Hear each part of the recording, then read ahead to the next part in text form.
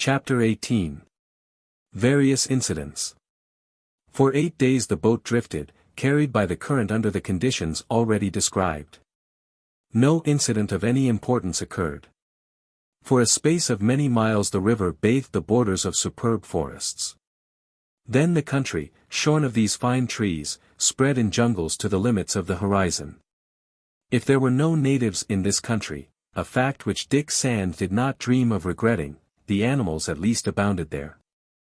Zebras sported on the banks, elks, and camas, a species of antelope which were extremely graceful, and they disappeared at night to give place to the leopards, whose growls could be heard, and even to the lions which bounded in the tall grasses. Thus far the fugitives had not suffered from these ferocious creatures, whether in the forests or in the river. Meanwhile, each day, generally in the afternoon, Dick Sand neared one bank or the other, moored the boat, disembarked, and explored the shore for a short distance. In fact, it was necessary to renew their daily food. Now, in this country, barren of all cultivation, they could not depend upon the tapioca, the sorgo, the maize, and the fruits, which formed the vegetable food of the native tribes. These plants only grew in a wild state, and were not eatable. Dick Sand was thus forced to hunt, although the firing of his gun might bring about an unpleasant meeting.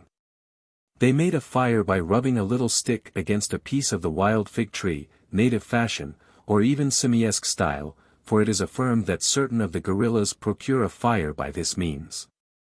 Then, for several days, they cooked a little elk or antelope flesh. During the 4th of July Dick Sand succeeded in killing, with a single ball, a poku, which gave them a good supply of venison. This animal was 5 feet long.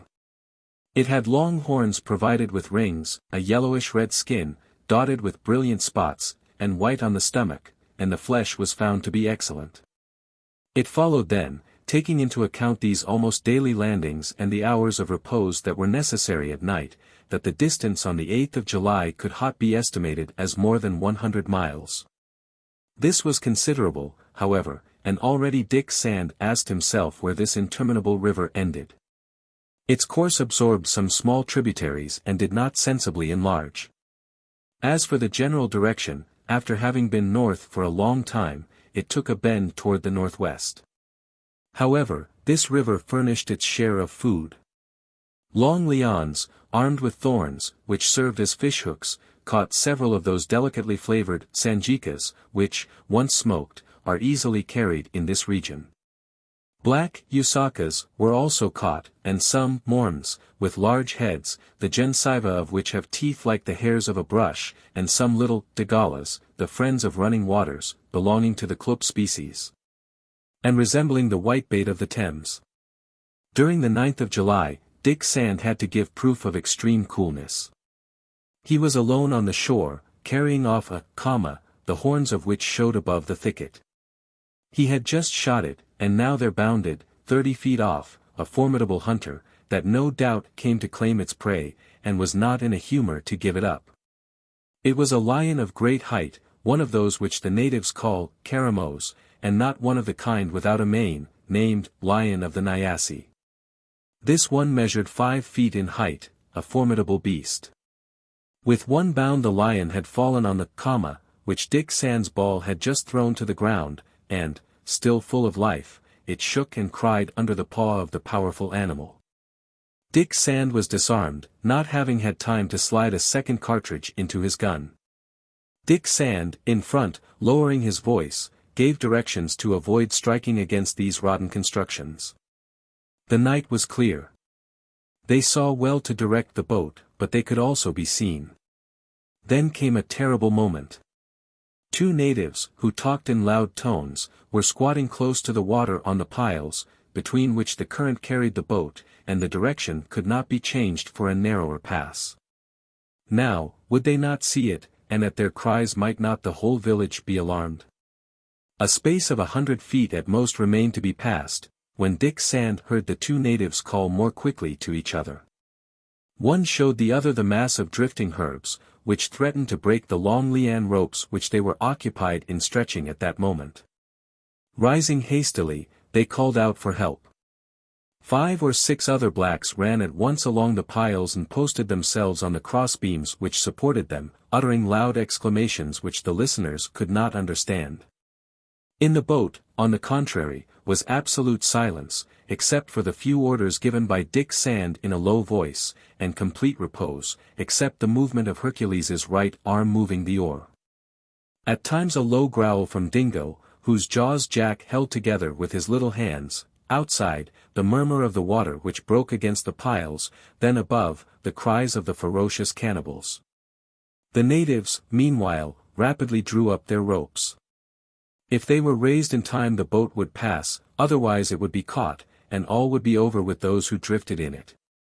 As for slackening or stopping its progress, Dick Sand could do neither, for the current, stronger under this narrow construction, carried it forward more rapidly. In half a minute the boat was caught between the piles. By an unheard-of piece of fortune, the last effort made by the natives had raised the ropes. But in passing, as Dick Sand had feared, the boat was deprived of a part of the grasses which now floated at its right. One of the natives uttered a cry. Had he had time to recognize what the roof covered, and was he going to alarm his comrades? It was more than probable. Dick Sand and his friends were already out of reach, and in a few moments, under the impetus of this current, now changed into a kind of rapid, they had lost sight of the lacustrine village. To the left bank, Dick Sand ordered, as being more prudent. The stream is again navigable. To the left bank, replied Hercules, giving the oar a vigorous stroke. Dick Sand stood beside him and looked at the surface of the water, which the moon lit up. He saw nothing suspicious. Not a boat had started in pursuit. Perhaps these savages had none, and at daybreak not a native appeared, either on the bank or on the water. After that, increasing their precautions, the boat kept close to the left bank. During the 4 following days, from the 11th to the 14th of July, Mrs. Weldon and her companions remarked that this portion of the territory had decidedly changed. It was no longer a deserted country. It was also a desert, and they might have compared it to that Kalahari explored by Livingstone on his first voyage. The arid soil recalled nothing of the fertile fields of the upper country. And always this interminable stream, to which might be given the name of river, as it seemed that it could only end at the Atlantic Ocean. The question of food, in this desert country, became a problem. Nothing remained of their former stock. Fishing gave little, hunting was no longer of any use. Elks, antelopes, pocus, and other animals, could find nothing to live on in this desert, and with them had also disappeared the carnivorous animals. The nights no longer echoed the accustomed roarings. Nothing broke the silence but the concert of frogs, which Cameron compares with the noise of caulkers caulking a ship, with riveters who rivet, and the drillers who drill, in a shipbuilder's yard. The country on the 2 banks was flat and destitute of trees as far as the most distant hills that bounded it on the east and west. The spurges grew alone and in profusion, not the euphospium which produces cassava or tapioca flour, but those from which they draw an oil which does not serve as food. Meantime it is necessary to provide some nourishment. Dick Sand knew not what to do, and Hercules reminded him that the natives often eat the young shoots of the ferns and the pith which the papyrus leaf contains. He himself, while following the caravan of Ibn Alamis across the desert, had been more than once reduced to this expedient to satisfy his hunger. Happily, the ferns and the papyrus grew in profusion along the banks, and the marrow or pith, which has a sweet flavor, was appreciated by all, particularly by little Jack. This was not a very cheering prospect. The food was not strengthening, but the next day, thanks to Cousin Bénédict, they were better served. Since the discovery of the Hexapetus benedictus, which was to immortalize his name, Cousin Bénédict had recovered his usual manners. The insect was put in a safe place, that is to say, stuck in the crown of his hat, and the savant had recommenced his search whenever they were on shore. During that day, while hunting in the high grass, he started a bird whose warbling attracted him. Dick Sand was going to shoot it, when Cousin Bénédict cried out. "Don't fire, Dick. Don't fire. A bird among 5 persons would not be enough." It will be enough for Jack, replied Dick Sand, taking aim at the bird, which was in no hurry to fly away. No, no, said Cousin Benedict, do not fire. It is an indicator, and it will bring us honey in abundance. Dick Sand lowered his gun, realizing that a few pounds of honey were worth more than one bird, and Cousin Benedict and he followed the bird, which rose and flew away, inviting them to go with it. They had not far to go, and a few minutes after, some old trunks, hidden in between the spurges, appeared in the midst of an intense buzzing of bees. Cousin Benedict would have preferred not to have robbed these industrious hymenopters of the fruit of their labors, as he expressed it. But Dick Sand did not understand it in that way. He smoked out the bees with some dry herbs and obtained a considerable quantity of honey. Then leaving to the indicator the cakes of wax, which made its share of the profit, Cousin Benedict and he returned to the boat. The honey was well received, but it was but little, and, in fact, all would have suffered cruelly from hunger, if, during the day of the 12th, the boat had not stopped near a creek where some locusts swarmed. They covered the ground and the shrubs in myriads, 2 or 3 deep. Now, Cousin Benedict not failing to say that the natives frequently eat these orthopters, which was perfectly true, they took possession of this manna. There was enough to fill the boat 10 times, and broiled over a mild fire, these edible locusts would have seemed excellent even to less famished people. Cousin Benedict, for his part, eat a notable quantity of them, sighing, it is true, still, he eat them. Nevertheless, it was time for this long series of moral and physical trials to come to an end. Although drifting on this rapid river was not so fatiguing as had been the walking through the first forests near the coast, still, the excessive heat of the day, the damp mists at night, and the incessant attacks of the mosquitoes, made this descent of the watercourse very painful. It was time to arrive somewhere, and yet Dick Sand could see no limit to the journey. Would it last 8 days or a month? Nothing indicated an answer. Had the river flowed directly to the west, they would have already reached the northern coast of Angola, but the general direction had been rather to the north, and they could travel thus a long time before reaching the coast. Dick Sand was, therefore, extremely anxious, when a sudden change of direction took place on the morning of the 14th of July. Little Jack was in the front of the boat, and he was gazing through the thatch, when a large expanse of water appeared on the horizon. "The sea," he shouted. At this word Dick Sand trembled, and came close to little Jack. "The sea?" he replied. "No, not yet, but at least a river which flows toward the west, and of which this stream is only a tributary. Perhaps it is the Zaire itself." "May God grant that is," replied Mrs. Weldon. "Yes. For if this were the Zaire or Congo, which Stanley was to discover a few years later, they had only to descend its course so as to reach the Portuguese settlements at its mouth." Dick Sand hoped that it might be so, and he was inclined to believe it. During the 15th, 16th, 17th and 18th of July, in the midst of a more fertile country, the boat drifted on the silvery waters of the river. They still took the same precautions, and it was always a mass of herbs that the current seemed to carry on its surface. A few days more, and no doubt the survivors of the Pilgrim would see the termination of their miseries. Self-sacrifice had been shared in by all, and if the young novice would not claim the greater part of it, Mrs. Weldon would demand its recognition for him. But on the 18th of July, during the night, an incident took place which compromised the safety of the party. Toward 3 o'clock in the morning a distant noise, still very low, was heard in the west. Dick Sand, very anxious, wished to know what caused it. While Mrs. Weldon, Jack, and Cousin Benedict slept in the bottom of the boat, he called Hercules to the front, and told him to listen with the greatest attention. The night was calm. Not a breeze stirred the atmosphere. "It is the noise of the sea," said Hercules, whose eyes shone with joy. "No," replied Dick Sand, holding down his head. "What is it then?" asked Hercules. "Wait until day. But we must watch with the greatest care." At this answer, Hercules returned to his post. Dick Sand stood in front, listening all the time. The noise increased. It was soon like distant roaring.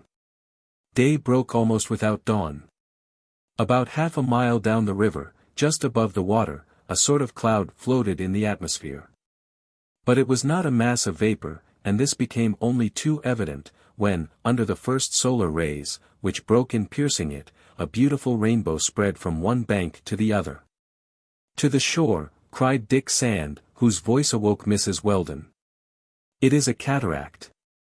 Those clouds are spray. To the shore, Hercules." Dick Sand was not mistaken.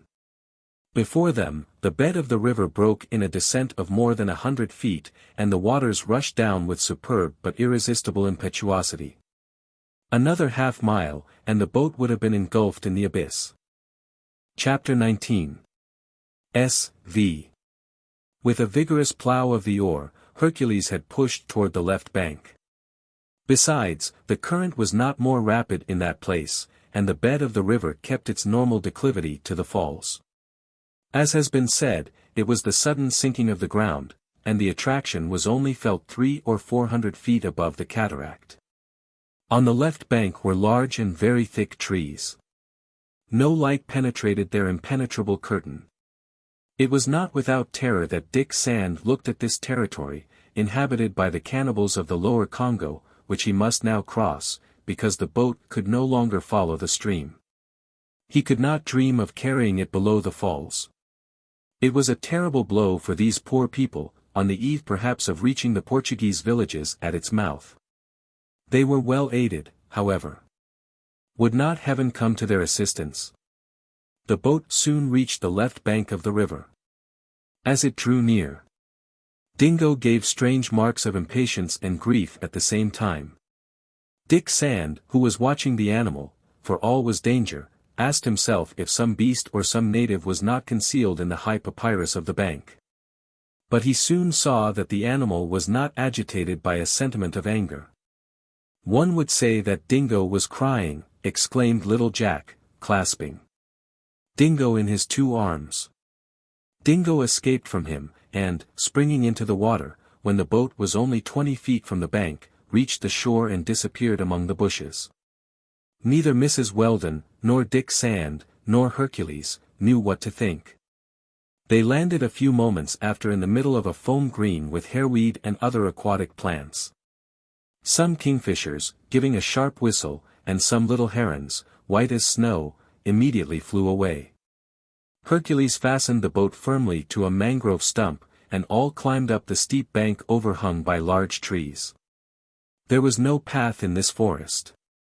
However, faint traces on the ground indicated that this place had been recently visited by natives or animals.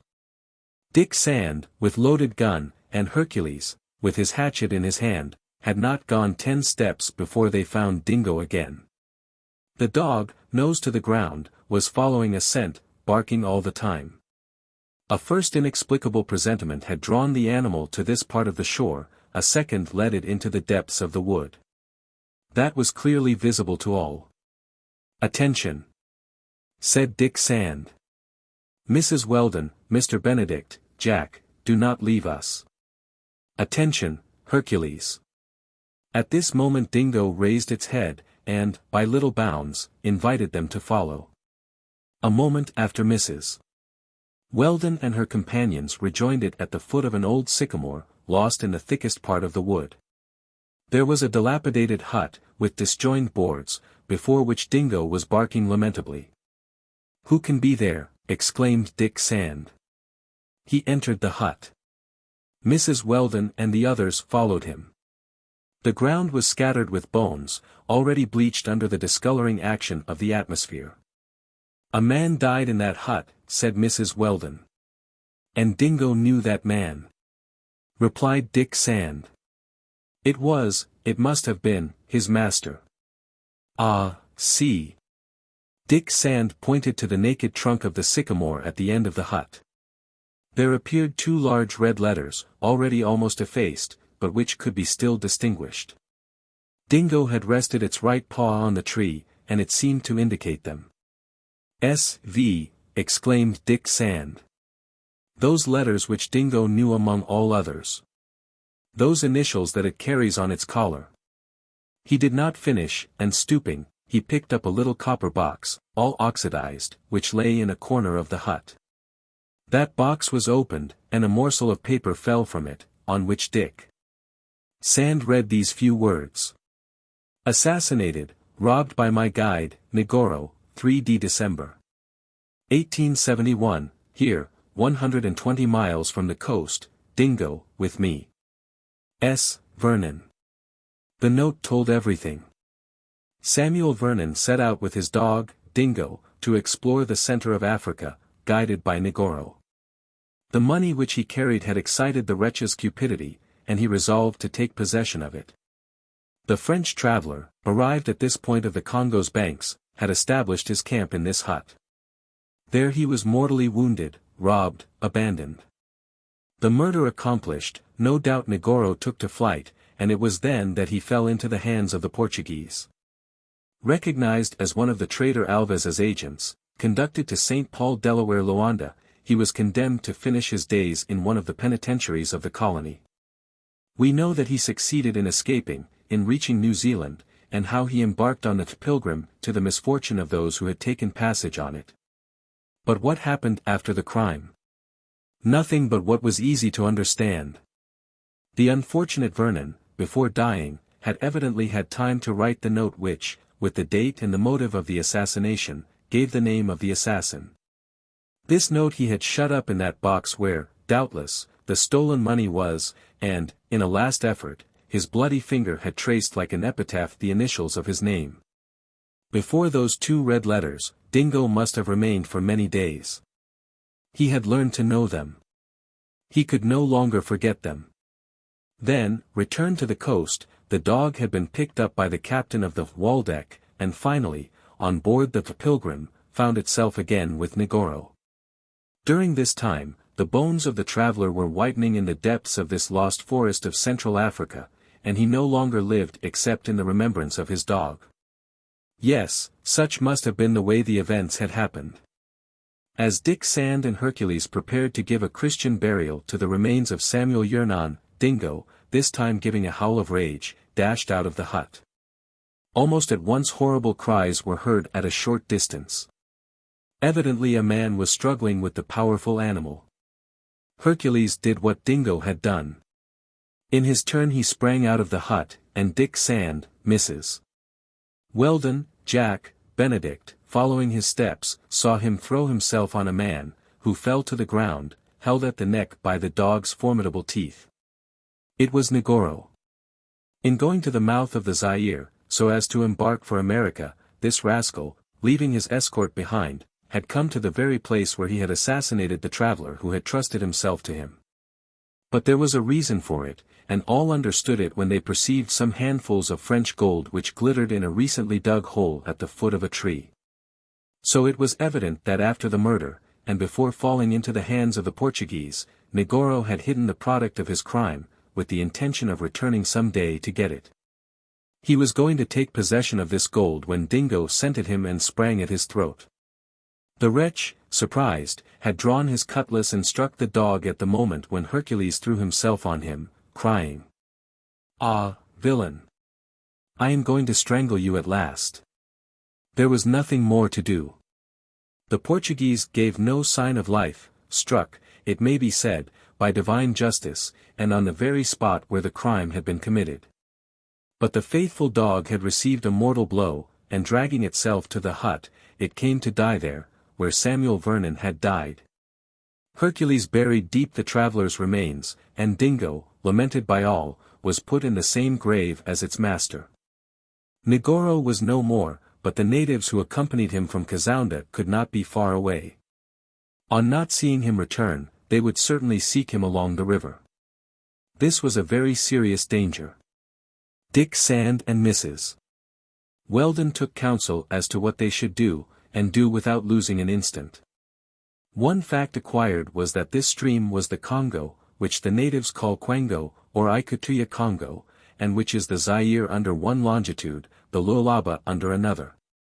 It was indeed that great artery of Central Africa, to which the heroic Stanley has given the glorious name of Livingstone, but which the geographers should perhaps replace by his own.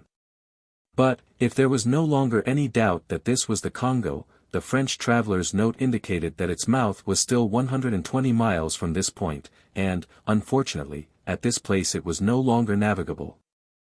High falls, very likely the falls of Ntamo, forbid the descent of any boat.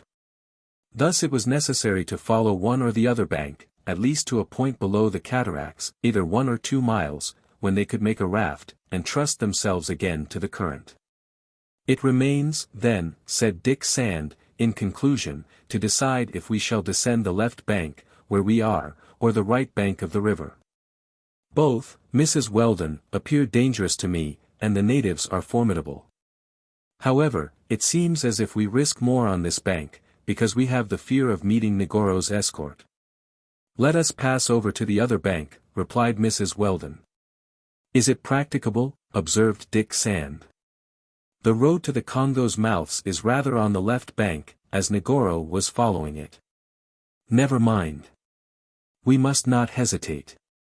But before crossing the river with you, Mrs. Weldon, I must know if we can descend it below the falls. That was prudent, and Dick Sand wished to put his project into execution on the instant. The river at this place was not more than 300 or 400 feet wide, and to cross it was easy for the young novice, accustomed to handling the oar. Mrs. Weldon, Jack, and cousin Bénédict would remain under Hercules's care till his return. These arrangements made, Dick Sand was going to set out, when Mrs. Weldon said to him, "You do not fear being carried away by the falls, Dick?" "No, Mrs. Weldon. I shall cross 400 feet above. But on the other bank. I shall not land if I see the least danger. Take your gun." "Yes, but do not be uneasy about me. Perhaps it would be better for us not to separate, Dick," added Mrs. Weldon, as if urged by some presentiment. "No, let me go alone," replied Dick Sand. "I must act for the security of all. Before 1 hour I shall be back. Watch well, Hercules." On this reply the boat, unfastened, carried Dick Sand to the other side of the Zaire. Mrs. Weldon and Hercules, lying in the papyrus thickets, followed him with their eyes. Dick Sand soon reached the middle of the stream. The current, without being very strong, was a little accentuated there by the attraction of the falls. 400 feet below, the imposing roaring of the waters filled the space, and some spray, carried by the western wind, reached the young novice. He shuddered at the thought that the boat, if it had been less carefully watched during the last night, would have been lost over those cataracts, that would only have restored dead bodies. But that was no longer to be feared, and, at that moment, the oar skillfully handled sufficed to maintain it in a direction a little oblique to the current. A quarter of an hour after, Dick Sand had reached the opposite shore, and was preparing to spring on the bank. At that moment cries were heard, and 10 natives rushed on the mass of plants that still hid the boat. They were the cannibals from the lake village. For 8 days they had followed the right bank of the river. Under that thatch, which was torn by the stakes of their village, they had discovered the fugitives, that is to say, a sure prey for them. Because the barrier of the falls would sooner or later oblige those unfortunate ones to land on one or the other side of the river. Dick Sand saw that he was lost, but he asked himself if the sacrifice of his life might not save his companions. Master of himself, standing in the front of the boat, his gun pointed, he held the cannibals in check.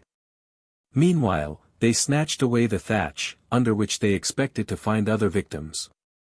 When they saw that the young novice alone had fallen into their hands, they betrayed their disappointment by frightful cries. A boy of 15 among 10. But, then, one of those natives stood up, his arm stretched toward the left bank, and pointed to Mrs. Weldon and her companions, who, having seen all and not knowing what to do, had just climbed up the bank. Dick Sand, not even dreaming of himself, waited for an inspiration from heaven that might save them.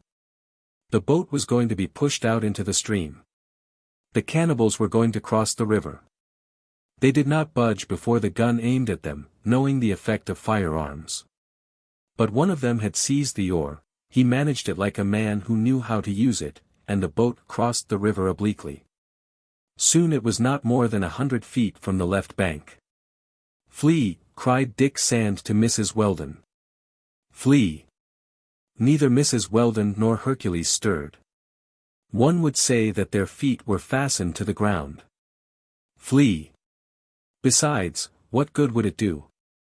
In less than an hour they would fall into the hands of the cannibals. Dick Sand understood it.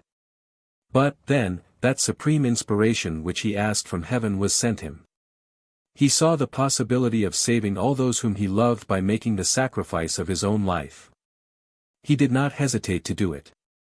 "May God protect them," murmured he, "and in his infinite goodness may he have pity on me." At the same instant Dick Sand pointed his gun at the native who was steering the boat, and the oar, broken by a ball, flew into fragments. The cannibals gave a cry of terror. In fact, the boat, no longer directed by the oar, went with the stream. The current bore it along with increasing swiftness, and, in a few moments, it was only 100 feet from the falls. Mrs. Weldon and Hercules understood all. Dick Sand attempted to save them by precipitating the cannibals, with himself, into the abyss. Little Jack and his mother, kneeling on the bank, sent him a last farewell. Hercules's powerless hand was stretched out to him. At that moment the natives, wishing to gain the left bank by swimming, threw themselves out of the boat, which they capsized. Dick Sand had lost none of his coolness in the presence of the death which menaced him. A last thought then came to him. It was that this boat, even because it was floating keel upward, might serve to save him. In fact, two dangers were to be feared when Dick Sand should be going over the cataract: asphyxia by the water, and asphyxia by the air. Now, this overturned hull was like a box, in which he might, perhaps, keep his head out of the water, at the same time that he would be sheltered from the exterior air, which would certainly have stifled him in the rapidity of his fall. In these conditions, it seems that a man would have some chance of escaping the double asphyxia, even in descending the cataracts of a Niagara. Dick Sand saw all that like lightning. By a last instinct he clung to the seat which united the two sides of the boat, and, his head out of the water, under the capsized hull, he felt the irresistible current carrying him away, and the almost perpendicular fall taking place. The boat sank into the abyss hollowed out by the waters at the foot of the cataract, and, after plunging deep, returned to the surface of the river. Dick Sand, a good swimmer, understood that his safety now depended on the vigor of his arms. A quarter of an hour after he reached the left bank, and there found Mrs. Weldon, little Jack, and cousin Bénédict, whom Hercules had led there in all haste. But already the cannibals had disappeared in the tumult of the waters. They, whom the capsized boat had not protected, had ceased to live even before reaching the last depths of the abyss, and their bodies were going to be torn to pieces on those sharp rocks on which the undercurrent of the stream dashed itself. Chapter 20. Conclusion. 2 days after, the 20th of July, Mrs. Weldon and her companions met a caravan going toward Mboma, at the mouth of the Congo. These were not slave merchants, but honest Portuguese traders, who dealt in ivory. They made the fugitives welcome, and the latter part of the journey was accomplished under more agreeable conditions. The meeting with this caravan was really a blessing from heaven. Dick Sand would never have been able to descend the Zaire on a raft. From the falls of Ntamo, as far as Yelala, the stream was a succession of rapids and cataracts. Stanley counted 72, and no boat could undertake to pass them. It was at the mouth of the Congo that the intrepid traveler, 4 years later, fought the last of the 32 combats which he waged with the natives. Lower down, in the cataracts of Mbelo, he escaped death by a miracle. On the 11th of August, Mrs. Weldon, Dick Sand, Jack, Hercules, and cousin Bénédict arrived at Mboma.